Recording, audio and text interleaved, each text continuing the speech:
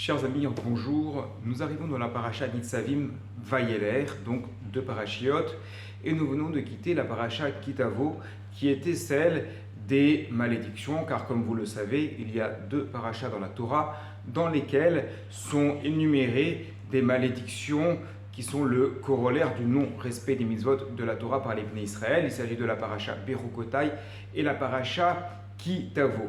Mais en réalité, il y a une autre malédiction qui, celle-là, est plus forte que toutes les autres et qui va se trouver précisément dans la paracha Nitzavim. Au moment où on décrit, où on annonce le serment entre Hachem et les Bnei Israël, il y a une phrase très forte. Attention à celui qui serait mélangé parmi tout le Ham Israël et qui se dirait à l'intérieur de lui-même: moi, ces choses-là ne me concernent pas. Et là, la Torah témoigne, Hachem ne voudra pas lui pardonner. C'est-à-dire que, de manière générale, la Teshuvah peut s'appliquer partout, pour toutes les fautes. Il y a des conditions qui sont énumérées par le Rambam dans les Hilchot Teshuvah, de nombreuses conditions. Des fois, il va falloir, pour accompagner la Teshuvah, le retour vers Dieu, qu'il y ait Yom Kippour. Parfois, il y aura des épreuves. Parfois, il faudra aller encore plus loin. Mais ici, le texte témoigne, celui qui est mélangé avec les autres, qui écoute et qui dit « je suis parmi eux, mais de toute manière, je ne suis pas condamné », Hachem ne voudra pas lui pardonner. C'est-à-dire qu'il y a une gravité, c'est peut-être la malédiction ici la plus forte. Alors essayons de comprendre quel est l'enjeu.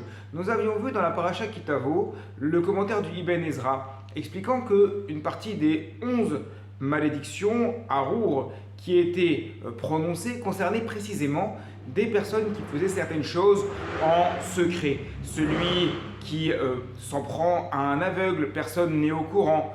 Celui qui va avoir des relations interdites avec quelqu'un avec qui il a une proximité logique parce qu'ils habitent dans la même maison, donc ça n'éveille la suspicion de personne. Quelqu'un qui frappe son prochain en secret. D'ailleurs, Rachid dit qu'il s'agit du Lachon Hara. Donc il y a un problème de faire des choses en secret, alors que vers l'extérieur, on se présente comme quelqu'un de bien, comme quelqu'un qui respecte la Torah. D'ailleurs, dans ces 11 malédictions de la paracha Kitavo, c'est Arour, eh bien, on ne s'adresse pas à quelqu'un qui n'est pas pratiquant. Au contraire, on va s'adresser à quelqu'un qui pratique, quelqu'un qui est présent, quelqu'un qui est complètement dans la communauté, mais secrètement, à l'intérieur, il va avoir des comportements qui ne correspondent pas du tout avec la Torah. Cependant, ça ne se voit pas du tout. Ici, c'est un peu le même principe. C'est-à-dire qu'on a quelqu'un qui fait partie de la communauté et qui fait passer l'aspect communautaire avant l'aspect de la Torah. Donc, il est là, il participe, il vient à Rosh Hashanah, il vient le Shabbat, il vient peut-être à la Tfila, tous les jours également à la synagogue, il entend les paroles de la Torah, il entend les cours du rabbin.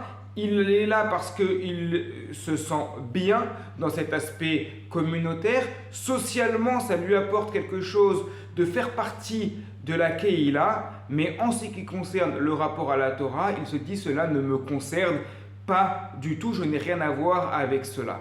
Il s'agit donc d'un inversement total des valeurs que la Torah condamne.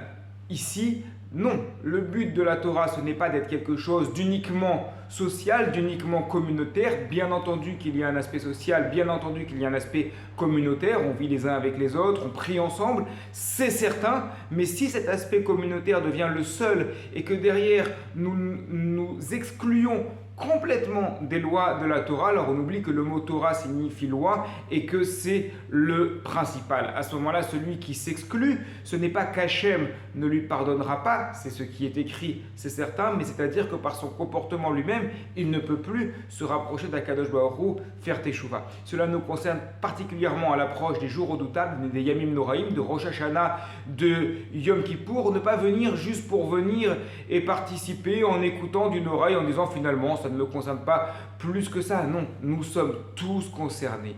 Personne ne peut se dédouaner des paroles de la Torah. Nous sommes tous concernés par cette Torah et chacun peut apporter sa part à l'édifice. Shabbat Shalom, Shana Tova, Gmar Chatima Tova.